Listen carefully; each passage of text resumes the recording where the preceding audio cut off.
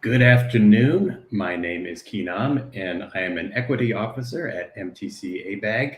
I'm a middle aged man with a shaved head and a swarthy complexion wearing a gray sweater. I'd like to welcome you to MetroTalks, a series of public forums to see and exchange ideas on how the Bay Area can transform for the better.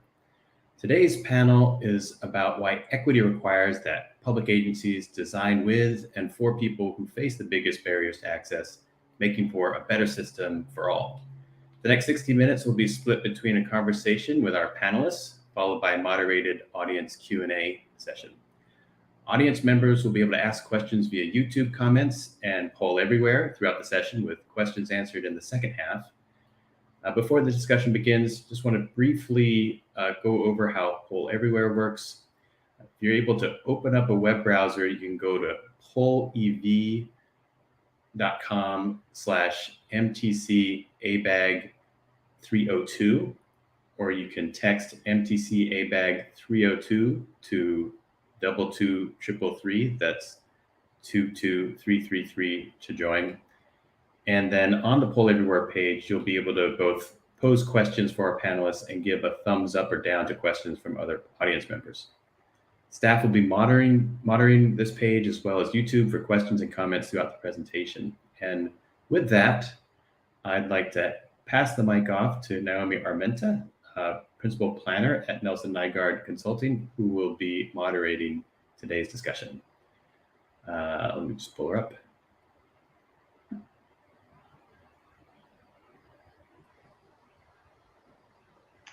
Thank you, Keenan. As Keenan said, my name is Naomi Armenta, and I am a middle-aged white and Latina woman with dark hair and a ponytail and a pink shirt. I'd like to welcome you to the latest round in the remote series of MetroTalks, recognizing the increased need for space to reflect and think critically about how the communities that make up the 9-county Bay Area can respond together to our historic challenges. It's also a critical time for lifting up equity, holding to a shared vision of just and fair inclusion in a Bay Area where everyone can participate, prosper, and reach their full potential. We are excited to continue these conversations with our expert panel today, highlighting the important issues that people with disabilities face and how leading with the perspectives of those who face the biggest barriers ultimately makes for a more equitable, prosperous, and livable Bay Area. Our panelists today each have lived experience with disability that illuminates their professional and personal insights on how access for all is a crucial lens for advancing equity across our region. Now, I would like to introduce our panel. Doreen Jacopini is a commissioner of the Metropolitan Transportation Commission, representing the U.S. Department of Transportation. She is the longest serving commissioner. Her service dates back to her appointment in 1995. For 3 years, she served as a field representative in the office of former U.S. Representative Norman Mineta, then chair of the Surface Transportation Subcommittee of the House Public Works and Transportation Committee. Commissioner Jacopini is a cum laude graduate of Harvard University, and she received her law degree from UC Berkeley. Maddie Rivolo is a transportation planner on the Accessible Services team at SFMTA and was appointed by President Biden to the Architectural and Transportation Barriers Compliance Access Board.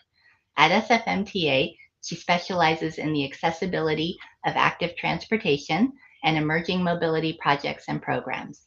Maddie began her career in disability rights organizations and brings her lived experience with disability to all facets of her work. Ron Brooks is a writer, speaker, entrepreneur, and evangelist for the transformation of mobility for people with disabilities. After growing up in Indiana, where he attended Indiana University, Ron moved to the Bay Area, where he began his career working in transit and paratransit, which also included stints in Florida, New Mexico, and Arizona, where he currently resides in Phoenix. Ron is the founder and CEO of Accessible Avenue and is the Senior Director, Policy and Stakeholder Engagement at USERV, the Adaptive TNC. Catherine Callahan is the Mobility Manager at TransDev North America. She previously worked at the Center for Independent Living in UC Berkeley, where she attended and received a degree in political science, ethnic studies, and disability studies. Growing up in Los Angeles, she had not used public transit before she arrived in the Bay Area. She is an avid public transit user and advocate, working to build healthy, equitable communities through accessible and affordable public transportation. And I think we lost her off the screen, but we're going to get everyone that we need. We're so honored to have you, all of you, join us here today. So I'm going to dive in to our first question, and this is just really a quick starter. There is so much to discuss, but first I'd like to open it up for each of you to share an initial thought about what's on the forefront of issues faced by the disability community today. And I wanted to start with Ron. All right. Well, good afternoon, everybody, Naomi, thanks for the question, and I'm glad to be here. I think that as we are coming out of this time of the pandemic, I think the folks with disabilities really are facing many of the same challenges, and the things that are on our minds as people with disabilities are the same things that are on other people's minds. We want to get back to work, back to school, back to the things that we were doing and that we love doing. And of course, transportation and mobility are super important to that. Right now the transit industry is facing unparalleled challenges with driver shortages and vehicle shortages and supply chain disruptions. And transportation is tricky. It's hard right now. It's hard to deliver. It's hard to use, and people with disabilities are feeling that we don't have the alternatives to other services that many people have. And I think the other issue is that services are changing and emerging. Agencies are trying to do new things. Some of those things have equity implications, and some are not accessible. And folks with disabilities are concerned about that. They want to be a part of the community, and transportation mobility is a critical link that allows for that to happen. And so I think having this equity discussion is super important, because we need to define what equity is and make sure that as we are coming back out of the pandemic and launching new services and doing all this stuff, that we are keeping equity at the forefront. So I really welcome this discussion. And of course, I forgot to say that I'm a white middle-aged male with brown hair, maybe a little bit of gray, and a white shirt. Thank you. Thank you. Maddie, would you like to go next? Sure. Hello, everyone. I'm Maddie Ruvolo. To offer a brief visual description, I am a white woman in my 20s with shoulder-length brown hair and wearing a red top. I think everything Ron said about transportation is absolutely true. I think because we're going to talk so much about transportation today, I'm going to mention a couple of other issues that I think are really important to the disability community right now. Among them, healthcare. I think especially, in the pandemic, we saw healthcare inequalities like never before, but this has been a long-standing issue for the disability community, and is, I think, a priority for folks. Just access to healthcare and also the affordability of healthcare, quality of care. I think housing, affordable and accessible housing is a hugely important issue for the disability community. It's very difficult for many folks who are disabled to find housing that is accessible and affordable for them. And then I guess finally, in addition, of course, to transportation, I'll also mention employment. Employment rates among the disability community are much lower than our non-disabled counterparts, and ensuring that disabled folks have access to workplace accommodations is really key. Thank you. Next, Catherine. Hello, my name's Catherine Callahan. I am a woman in her 40s with long brown curly hair, black glasses, wearing a green cardigan. Um, I love those responses so far. I think I would add to that, especially as we are reemerging during the pandemic and um, being out in public more and being out in public spaces. A big concern for me and others in the disability community is access to those public spaces in the safest way possible. Thank you so much. Okay, and then Doreen, what did we miss? Well, everybody has done such a great job. I'm not sure I have a whole lot more to add. But I do, housing and transportation are the things that MTC has the most, MTC along with ABAG has the most effect on. And we really need to, as people are saying, as we're coming out of the pandemic, make sure that access to transportation is access for all to transportation is focused on. I think that there have been a lot of technological changes, and well, I guess I'm going to get into that a little bit more maybe when I speak later on. But I think in addition to housing and transportation, the effect of technology on accessibility is very important. Thank you. Okay, so going back into some more specific questions, I'm going to turn to Maddie. How can local and regional government be more responsive to the transportation needs of the disability community? Sure.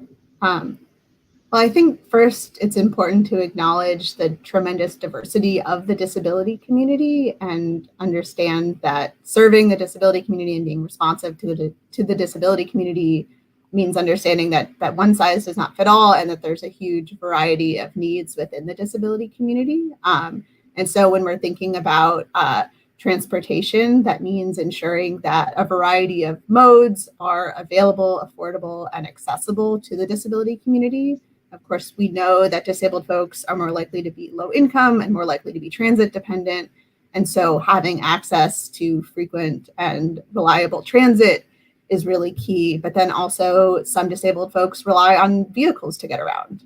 And of course, disabled folks are also more vulnerable as pedestrians. And so safe and accessible pedestrian infrastructure is really important.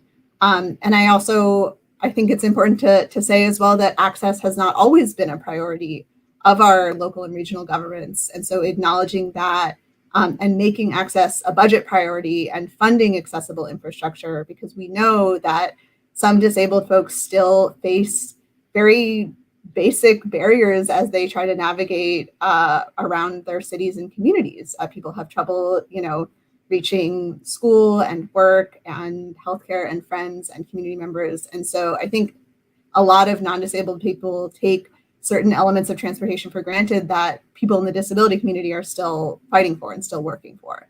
And I think along those lines, I've certainly seen a lot of mistrust, I think well-founded in many cases, from the disability community towards local and regional government. And so it's really important to acknowledge that in our outreach and engagement, and to really focus on making sure our outreach is equitable, that it's accessible, that our communications are accessible, that we are meeting disabled folks where they are, and that we are really prioritizing engaging with the diversity of the disability community, and not just the most privileged folks with disabilities, or not just certain segments of the disability community. So I think there's a lot more to say there, but I think maybe I'll just leave it there for the moment. But yeah, I think there's a lot we can be doing to really understand the needs and be responsive to the needs of the disability community. Thank you. And I appreciate you, broadening out the topic about transportation issues, and that it involves really all modes. And as we do this work, we know that we hear a lot about, the sort of most traditional mode that everybody thinks of, which is paratransit. So, as we look to the future, I do want to, take a critical look back at paratransit as sort of a basis. I'm going to ask Ron about that. The ADA is over 3 decades old. We have ADA paratransit where some of the rulemaking was happening in the 90s. What gaps are we seeing now in 2022, now that we look at that service, that we need to address? So it's a complicated conversation, and what I want to do is start with really talking about what does equity look like, and as it relates to folks with disabilities and moving around within their community, which is really what paratransit is designed to help accomplish for folks that cannot use public transportation. So if you think about equity, think about it in terms of it, when people want to move about in their community, an equity lens would say folks should be able to do that with the same level of effort, in the same amount of time, and at the same cost that other people can do it. Now, I realize that you could talk about restorative things to try to make that playing field a little more level, because it's not a level playing field now. But let's just start with the assumption that trips should really, we should be able to get across town in the same amount of time with the same level of effort, and certainly at the same cost as other people, at least. So assuming that definition, there's a lot of inequity in paratransit. And keep in mind, paratransit, and Naomi, you mentioned it, it was created 30 years ago as a concept. It was really before that. I mean, paratransit really was invented as a concept, as a business idea in the 70s. It was tweaked a little bit, in the ADA, but it's been around for a long time. And it was based on technology at the time, which was a lot different than now. We didn't have GPS that was reliable. We didn't have access to cell phones for the most part. So a lot of things have changed. And paratransit really hasn't changed a lot in most places since then. It was also a compromise. It was a law that was compromised and negotiated in Congress. It had to get passed. It had to get enough votes to pass. So it was not strictly a here's an idyllic civil rights approach to paratransit. So here's the first question. Paratransit is tied to fixed route transit. Fixed route transit doesn't operate in large parts of our communities. Folks with disabilities are paying taxes and participating in society, and they can't use the infrastructure that they're helping to pay for in many cases. So there's an equity question there. Why is paratransit tied to fixed route transit? You think about a transit agency that offers express bus service. Lots of commuters are using express buses to get to and from city centers so they can go to work. Folks with disabilities who can't use those services do not have a legal alternative like paratransit, because it's not required unless there's local fixed route service. If you narrow it down even a little more, within the paratransit approach itself, so even in the areas where paratransit is required, paratransit is by law can charge twice as much as fixed route for the same trip. So we're telling people that you're not able to use public transit. We've certified that you're eligible for paratransit, and now we're going to charge you by law. We can charge you twice as much, and certainly that strikes me as pretty inequitable. Paratransit is a next day service. So if you are able, you can walk out and use a bus or a train right now. You can go on a moment's notice. A customer using paratransit currently in most cities has to plan that same trip a day in advance, which takes away a great deal of spontaneity. And then the last thing I'll mention with paratransit, and there are other examples, but just for brevity, paratransit takes away predictability. We know that if you are using fixed route transit, things happen, but generally you can predict your travel time. You know that a trip from Concord to downtown San Francisco is going to take a certain amount of time on public transit, and most days it's going to work out about within a few minutes of what you expect. With paratransit, that trip could be anywhere from 40 to 45 minutes up to 2 or 3 hours, based on factors that the customer has no control over. They have no idea how long that trip is going to take, when that vehicle is going to arrive at either end. And the result is they have to sacrifice many hours per week just because they can't predict how long the trip is going to take. And that's a meaningful impact to people's lives, to their schedules, to their families, that is not there for folks that use fixed route public transportation. So there's a lot of things around paratransit that need to be looked at. There are solutions to paratransit in some of these inequities, but they have to be decisions that people make. So again, it's a longer conversation, but hopefully that gives you a flavor.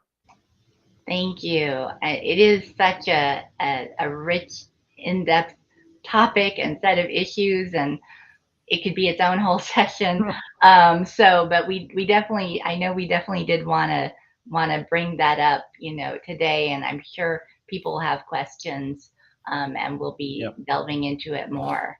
As we recognize that it doesn't work for everyone and it's not meeting everyone's needs, and we have to be looking at all our modes. I'm going to turn to Catherine, about this whole mobility management question and center, and how can that help improve transportation options? And also, what is the role of nonprofit partnerships with that as well, which is important when we start talking about mobility management. All right. So mobility management really improves our ability to connect with various counties, with various services. That's especially important in an area like ours where there's 9 counties. That is fairly atypical of geographic areas. So that's an important element specifically here. It also creates the ability for a central location where people can find information about transit specifically, and also learn about what programs and benefits they might be eligible for. We also provide travel training. As you mentioned, there's a lot of ways to get around. Some folks need paratransit. Some people are using fixed route transit, and some folks could use fixed route transit, but they're not exactly sure how to do it. And we can assist with that. As far as nonprofits and various local partnerships and organizations, those are really, really key. Um, they help connect us, first of all. Maddie was mentioning reaching out to the community and doing outreach and having a pulse on the community as far as what are the needs. We have to know what the needs are to build an equitable system. We have to understand if those needs are shifting. So that really helps us um, stay in tune with what is going on in various communities when we connect with nonprofits and other organizations. It also helps us create ways that enhance what we can offer as far as public transit um, and our various transit systems. In that, it helps us build pilot programs with various organizations. Nonprofits also offer support services that um, are not necessarily within our bandwidth. Like one of the issues that a lot of folks have is navigating learning how to use technology as it evolves. Increasingly, we are more dependent on technology to connect with transit. So nonprofits have a huge role in helping people learn that. Um, there's also various fare assistance programs that can happen um, when we partner with nonprofits. In general, they just help facilitate and enhance our ability to connect with various communities and provide services that we all need, and they're able to um, reach out in ways that a centralized organization um, needs assistance with, um, and have support within that community. Thank you. I just want to remind people, you can put questions in the YouTube comments, or go to pollev.com/MTCABAG302. Thank you. Okay, and then we talked about technology, and Doreen mentioned that earlier. We also, I think technology ties into our ability, and I'm going to Doreen to address things like the universal design and the curb cut effect. And, based on your experience in transportation, what have you observed in relation to those items in both engineering and cultural impact, equity in transportation? Oh, Doreen, I think you're muted. This actually gives me an opportunity to do what I forgot to do earlier, which is to say that I am a woman with olive complexion, medium brown hair. I have a multicolored jacket on and a teal shirt, and I'm gonna claim to be advanced middle-aged for the next couple of years.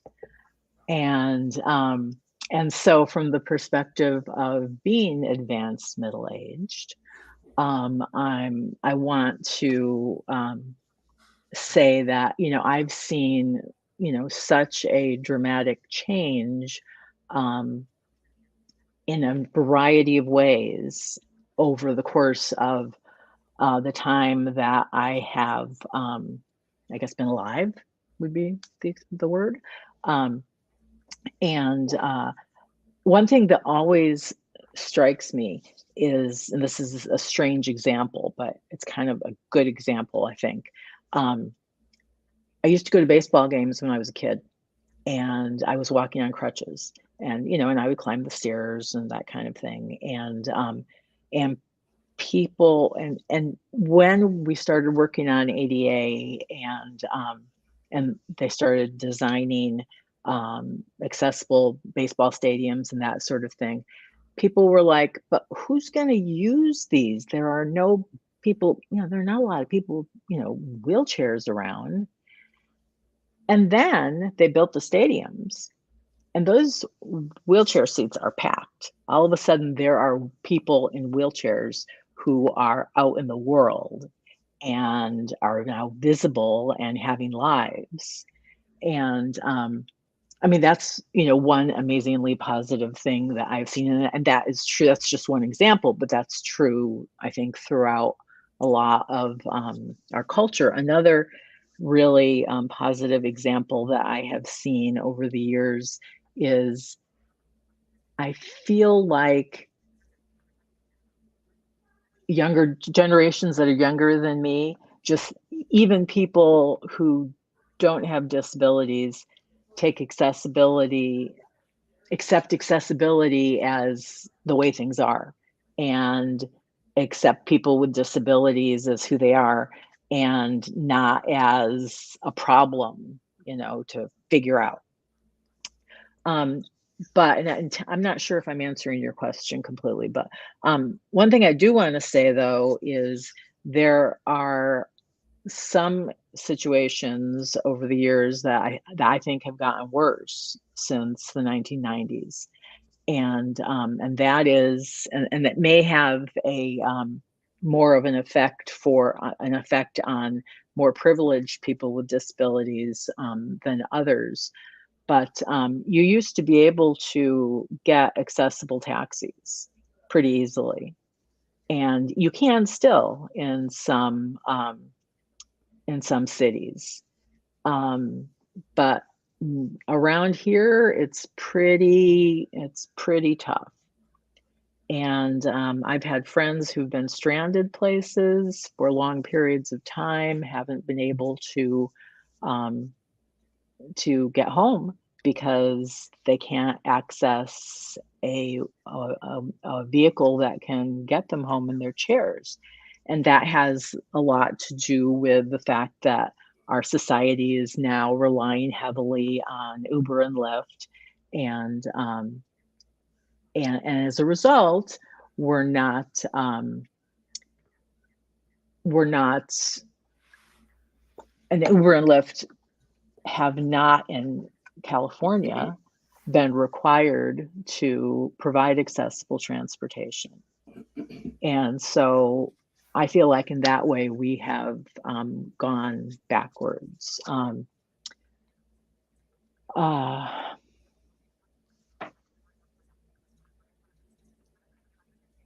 Should I, Naomi, talk about some of the questions that are on the screen, or is that something you're going to help us with? Sorry, I was muted. I'll go ahead and introduce those. Okay. Yeah, thank you. And actually, yeah, what you were saying was a perfect lead in to our first question. And just first, a quick reminder, you can put questions in YouTube or on pollev.com/MTCABAG302. And so the first question I'm actually going to ask Maddie to address, which is, wouldn't it make sense to just partner with TNCs like Uber and Lyft instead of relying on outdated paratransit services? Thanks, Naomi.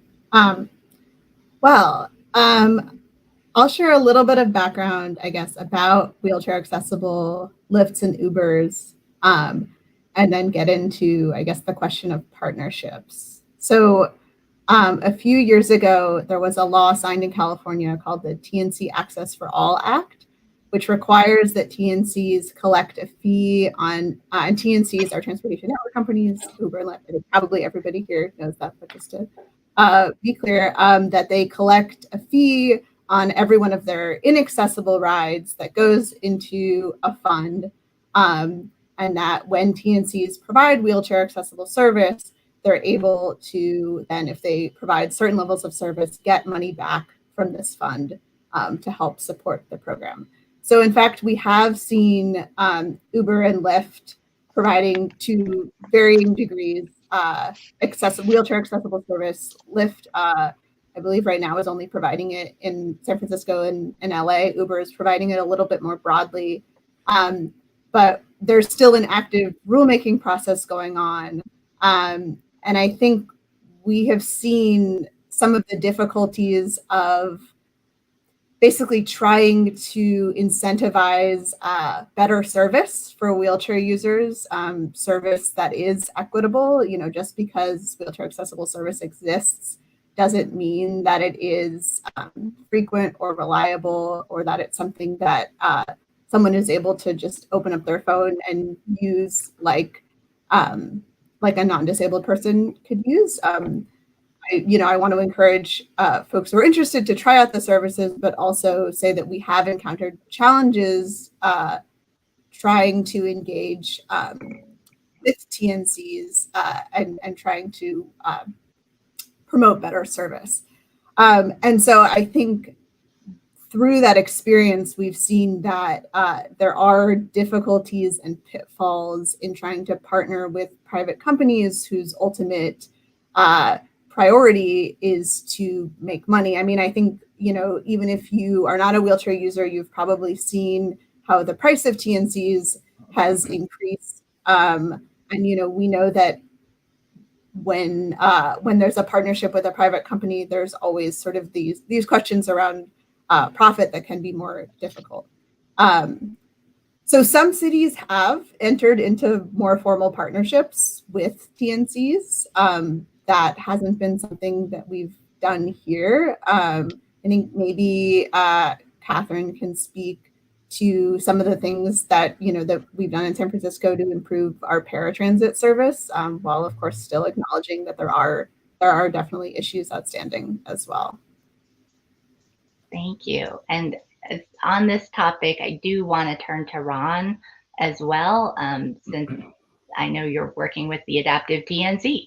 So yeah, and at the risk of, because I don't want this to be a commercial advertisement, what I will say is that the TNC model, there are more fish in the sea. And one of the things that I think as an industry, and my involvement in the industry is I'm a transit guy, and I work for a company that is bringing on-demand paratransit to the marketplace. And there are lots of ways that on-demand paratransit can occur One approach is the approach of taking the TNC model and adapting that model to meet the needs of both the public transit industry in terms of things like driver training, driver certification, having some control over the quality and the accessibility of the fleet.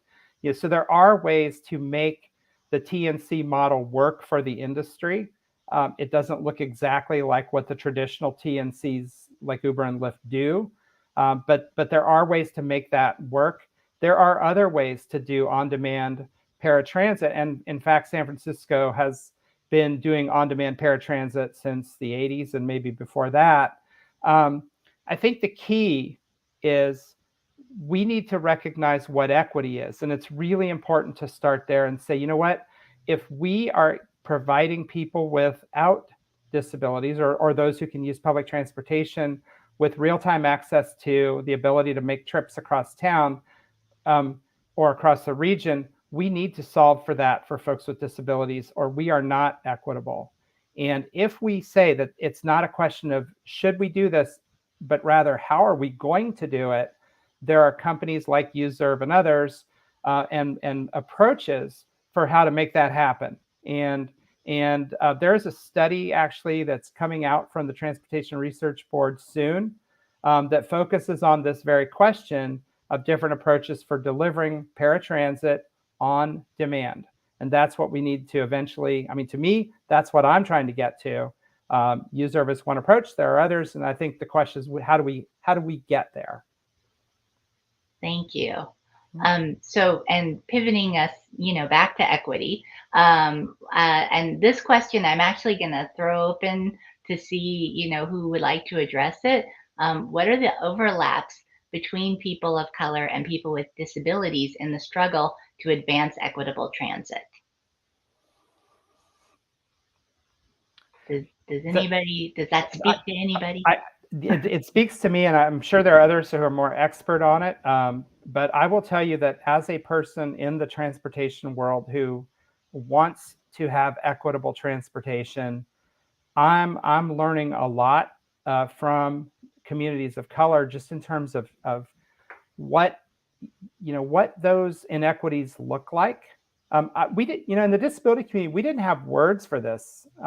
We understood accessibility, we understood ADA compliance, but we weren't talking in terms of equity until kind of recently. And I think that's a lesson that we've learned from other communities that have faced systemic inequity forever. And I think, so part of it is just learning what to call it, learning how to define it, and learning what it is and what it's not. I do think there's a ton of overlap, and other people can better speak to it. We know that disabled people are disproportionately poor, as are communities of color. We know that they are disproportionately in areas that are underserved by certain types of transportation, and particularly some of these newer and emerging models. These tend not to be as well served for communities of poverty and communities of color.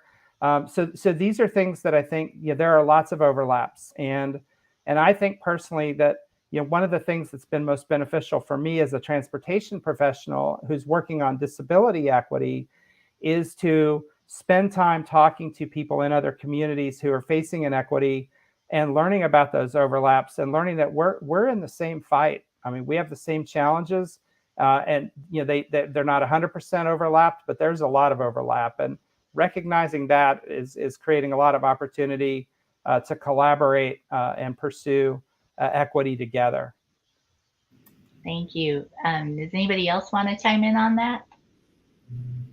I can chime in just to build on what Ron was saying. I think it's always really important to not think of the disability community and people of color as two separate communities, but to really acknowledge that there is a huge intersection there. I think at least in San Francisco, the most recent statistic I've heard is that 62% of disabled folks in San Francisco are people of color.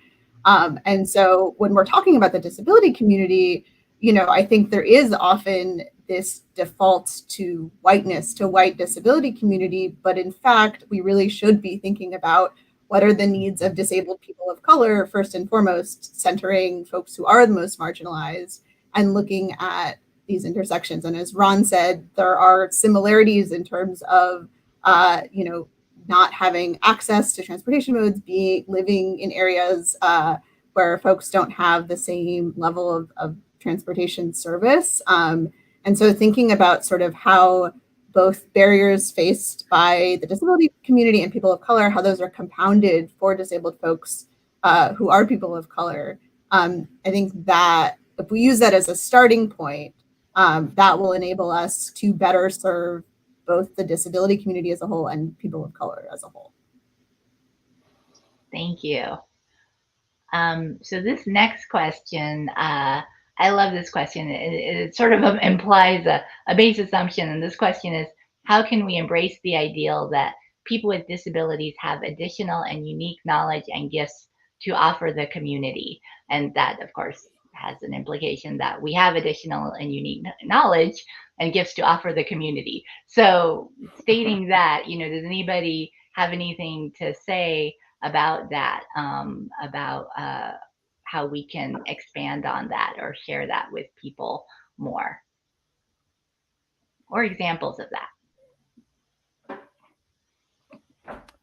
This podcast is an example. I mean, we're doing it right now. I mean, we have lived experience in it, and it gives us the ability to see challenges from a very different direction, and I think offer some creativity to problem solving.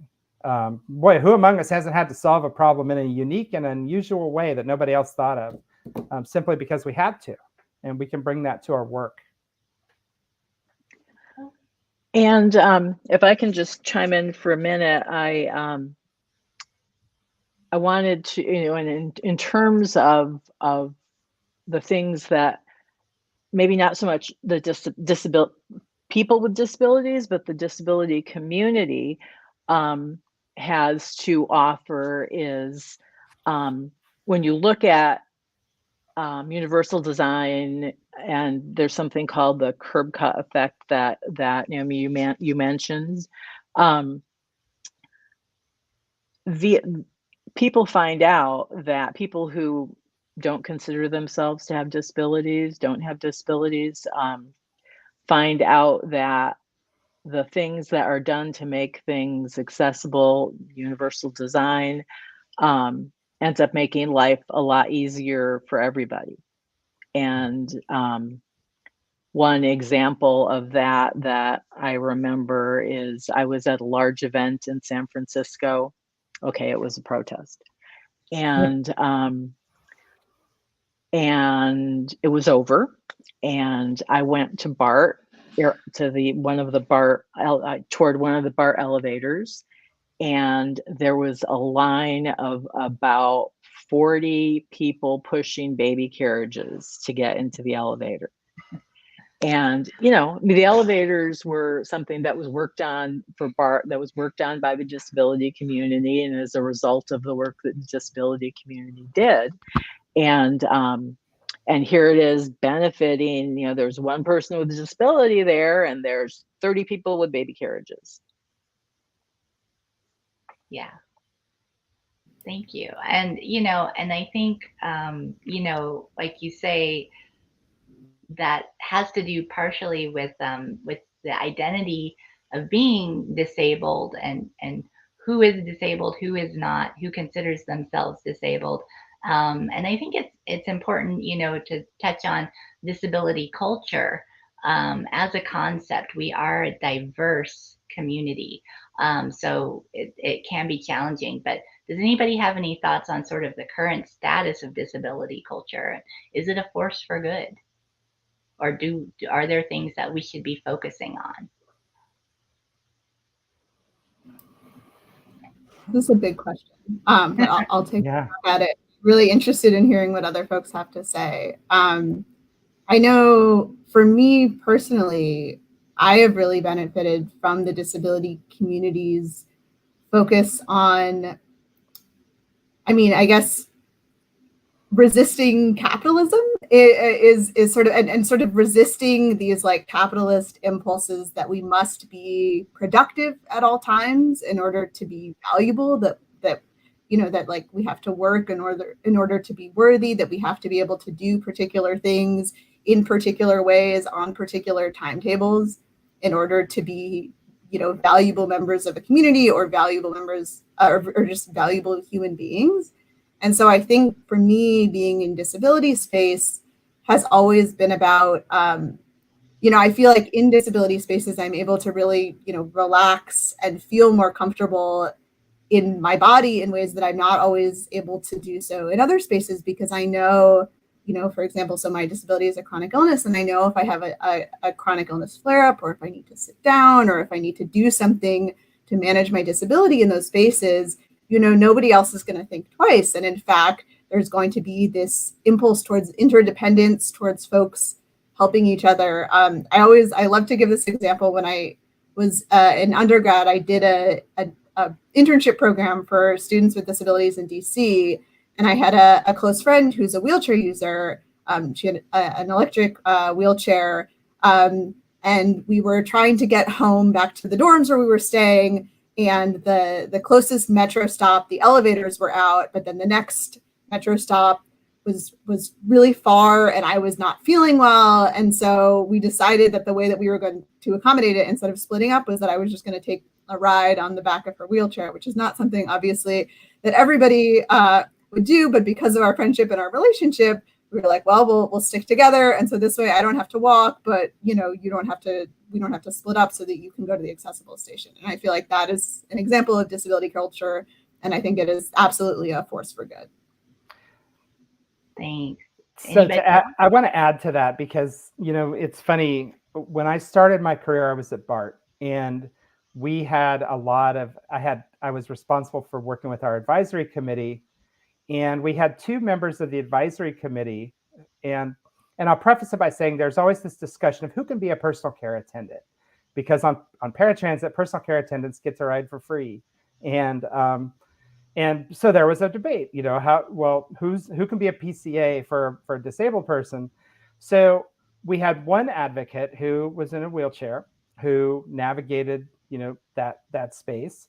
We had another advocate who was blind, and it was amazing because these two people supported each other. The blind person pushed this person's wheelchair.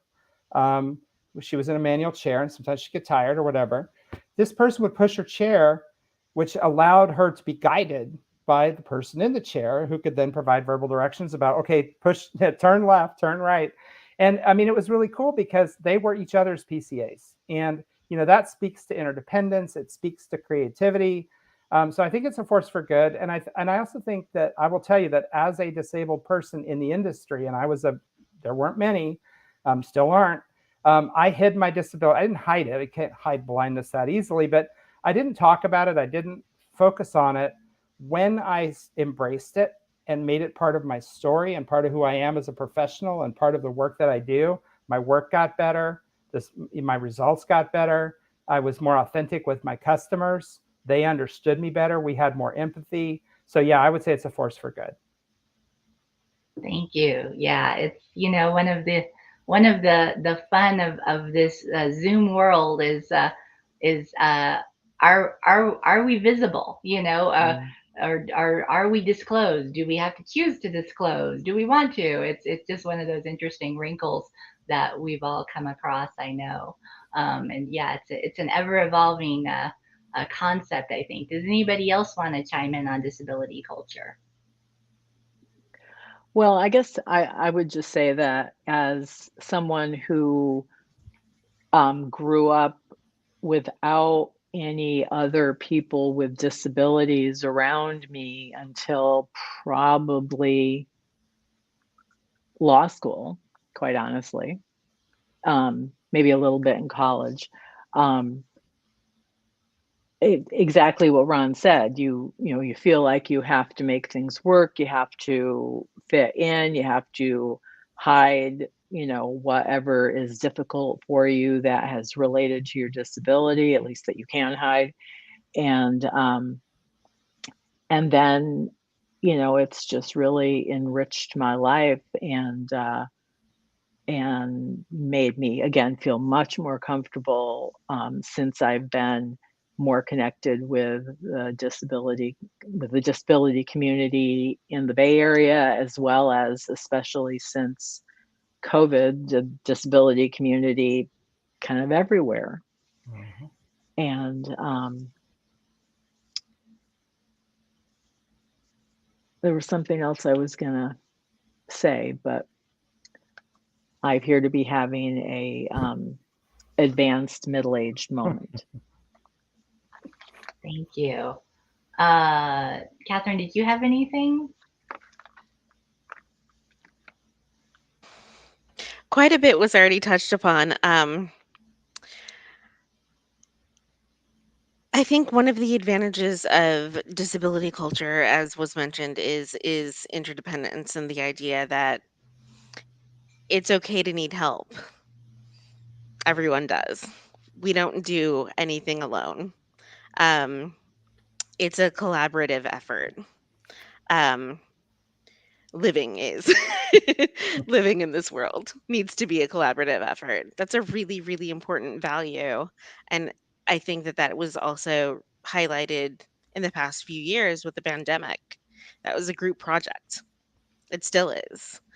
Um, one of the other things that is really, really great about disability culture is the acknowledgement that, um, we're not a monolith, but there is strength in numbers. We have different needs, um, but that doesn't mean that we can't collaborate to fight for our collective needs. Thank you.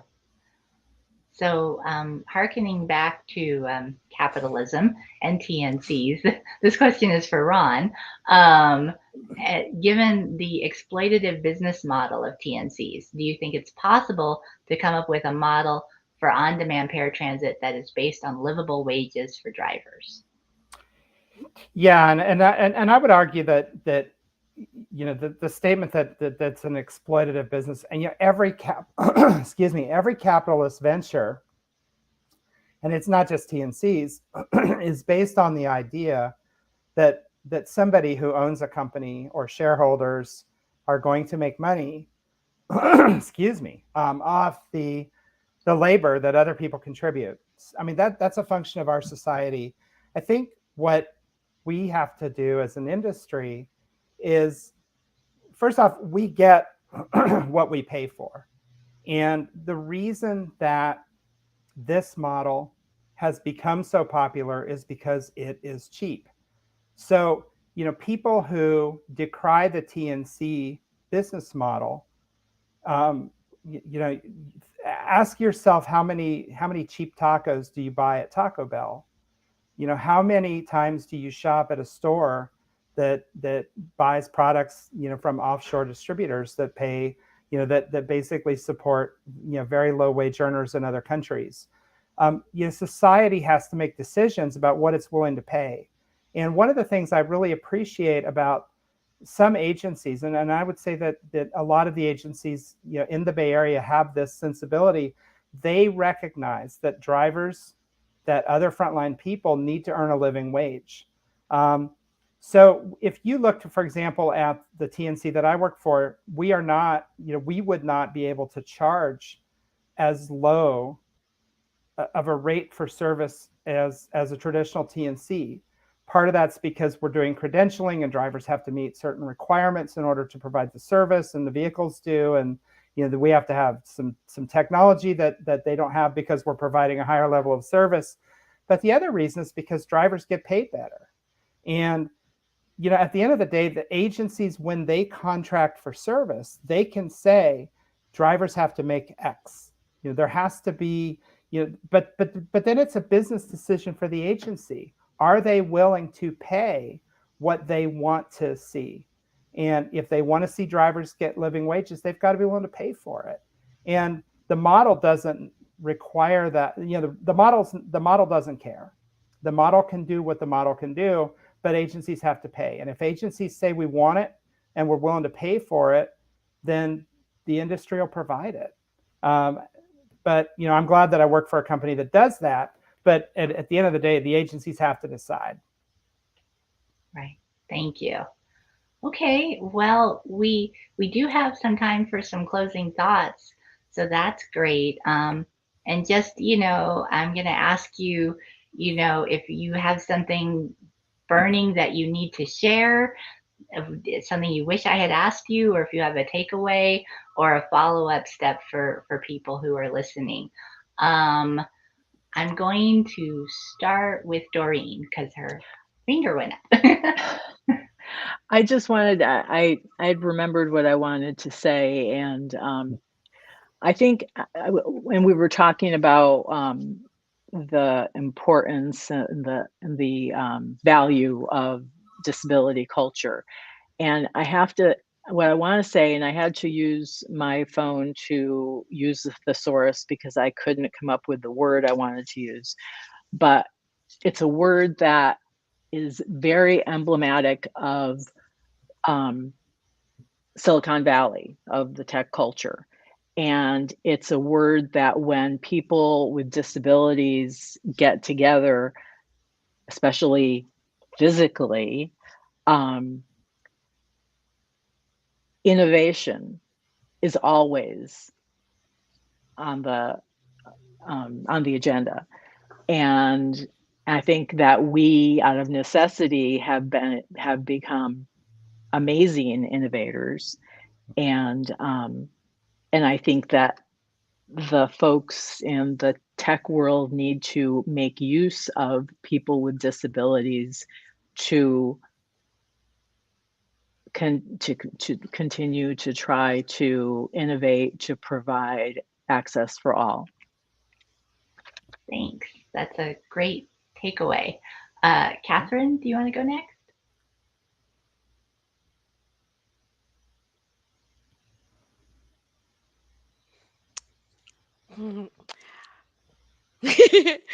There's so many thoughts. I we didn't get a chance to talk about this, but I would really, and I think that Ron touched a little bit on this. I would really love to see us move beyond um, what is absolutely necessary as far as fulfilling everything in the ADA, and moving beyond that and seeing what else we can build, because that's really what equity is about. It's not about doing the bare minimum, and I'm looking forward to what we can build beyond what exists.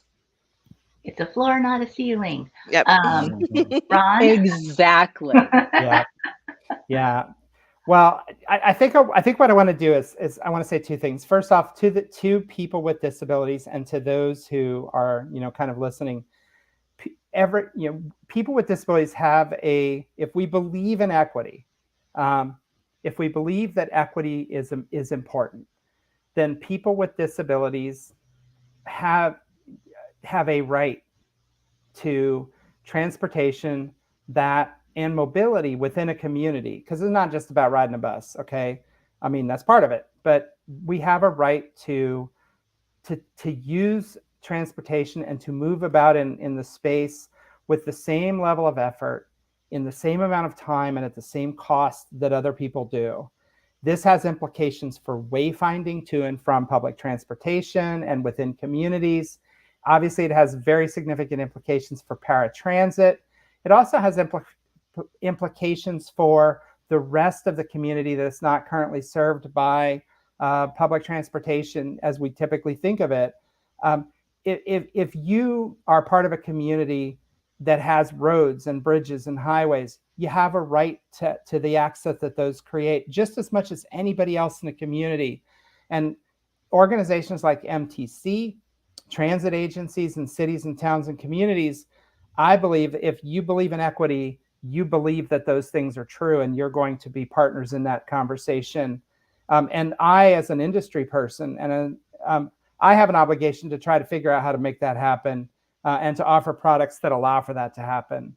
And that's the game I want to be playing, is how do we go from forget ADA compliance. That's a box. We need to check it. It's the law and it's good, but we need to move beyond it and focus on true equity for folks with disabilities. Thank you. Maddie? Bravo. So I also have two things to end on. The first is that it is most equitable, easiest, and least expensive to make things accessible from the beginning. Instead of making something inaccessible and then saying we'll figure out the accessible version later, just start with the accessible version. And then last, I think if you are interested in accessibility, if you care about accessibility, then it is going to be a constant learning process. There is always more to learn and more to unearth about the disability community. And I think embracing that will make the process both more enjoyable and more fruitful. So I just invite everybody to dig in and let's all learn more together. Thank you all so much. I'm turning this back over to Keenan to wrap us up. Thank you. Thank you, Naomi. Thank you for all our audience for joining in today's Metro Talk. But a big thank you, Naomi, for your excellent moderating and to our thoughtful panelists. A recording of the session is going to be on MTC's YouTube page, so please hit the like button and subscribe to our pages to access the latest recordings. And we invite you to reach out to us. Let us know how we can improve Metro Talks and make suggestions for future topics. Thank you very much and have a wonderful afternoon. Thank you. Thank you. Thank you.